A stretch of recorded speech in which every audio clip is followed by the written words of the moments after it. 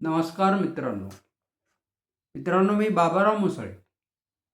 सारं काही बाबाराव मुसळे या माझ्या यूट्यूब चॅनलसाठी काही असं काही तसं या सदरात मी हा व्हिडिओ बनवत आहे.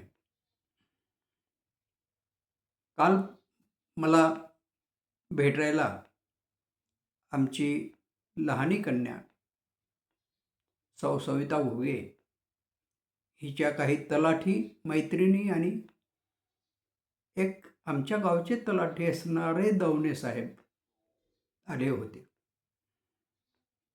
आणि त्यातल्या एका तलाठीताईनं थेट मला विचारलं की नाना, हे जे काल परवा झालं मुलांचं झीचं आंदोलन, त्याचा तुमच्यावर काय परिणाम झाला? तुम्ही त्यावर काही लिहिणार आहात का? अर्थात मी हो असं उत्तर दिलं. आणि त्यांनी मला विचारलं की काय त्यातलं काय नेमकं? मग त्यांनी त्यांचे काही तर सांगितले, हे का ते का ते का. मी त्यांना एक पोस्टर दाखवलं एका मुलीचं. कोणतं होतं ते पोस्टर? होतं, you fucked with the wrong generation. You fucked with the wrong generation. किती बोल. आणि भाषा कुठली? यातला जो फक शब्द आहे, FUCK, हा आपल्या मराठीच्या दृष्टीनं तर अश्लीलच शब्द आहे. संभोग ह्या क्रियेच्या संदर्भातला हा शब्द आहे. आणि ती मुलगी हा शब्द वापरते इतक्या धीटपणे. तिचं त्या पोस्टरवरच होतं ते, you fucked with a wrong generation. पण हेही लक्षात आलं माझ्या ताबडतोब जेव्हा मी ते पाहिलं होतं तेव्हा, की या फकड शब्दाचा केवळ तेवढाच अर्थ नाही, म्हणजे जो काही मूळ अर्थ आहे तो इथे अभिप्रेत नाही. तर इथे अभिप्रेत आहे पंगा घेणे.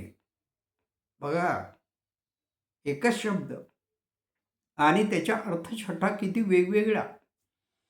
त्या मुलीला म्हणायचं की तुम्ही चुकीच्या पिढीशी पंगा घेतलेला आहे. आणि हे मला फार आवडलं. काही मुली अशा धीट बोलल्या. एकीनं तर सरळच म्हटलं होतं की अहो, आमचे पॅड लीक होत नाहीत आणि तुमच्या परीक्षा लीक होतात, हे कसं? एकीनं तर थेट आपल्या PM-वरच काय म्हणाल कॉमेंट केली होती की त्यांना MC आलेला आहे, त्याच्यामुळे ते सध्या घराबाहेर निघत नाहीत. किती किती किती धीट या मुली. काय जनरेशन आहे. जैन झी नुसतं ऐकत होतो आणि काही अनुभवलंही होतो नेपाळमध्ये, बांगलादेशमध्ये, शिलोनमध्ये, की हे जैन झी म्हणजे निस्ता उत्पात, सगळी नकारात्मक त्यांच्या मनाची मांडणी.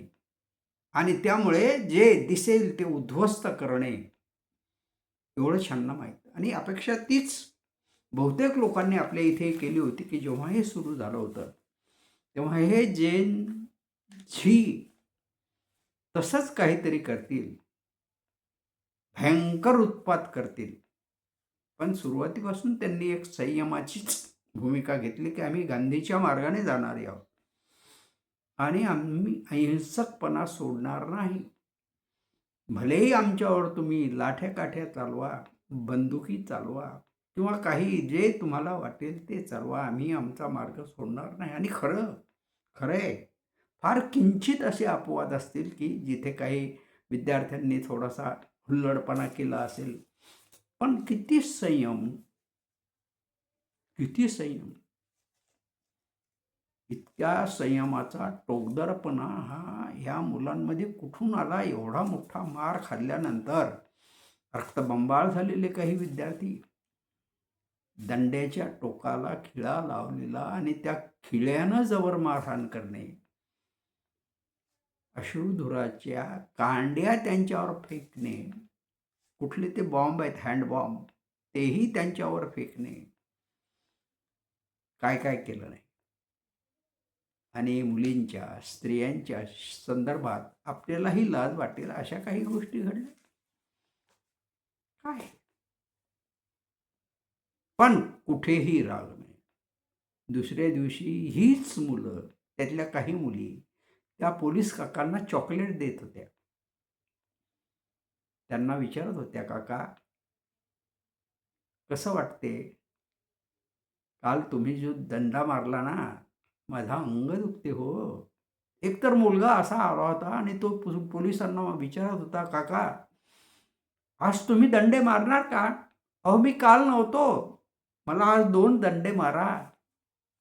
काय हैराण हैराण आहे. म्हणून त्या तलाठीताईनं विचारल्याबरोबर मी होकार दिला की हो, मी यावर काहीतरी लिहेन. आणि माझ्या त्या कादंबरीचं जे शीर्षक आहे ते हेच असेल की you fucked with a wrong generation. अर्थात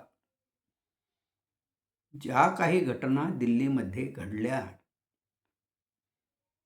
त्या जशाच्या तशा त्याचं जे काय कारण आहे ते जसंच्या तसं त्याच्यासाठी ज्यांनी ज्यांनी नेतृत्व केलं त्यांची नावं किंवा त्यांच्यासारखेच विद्यार्थी असं काहीही मी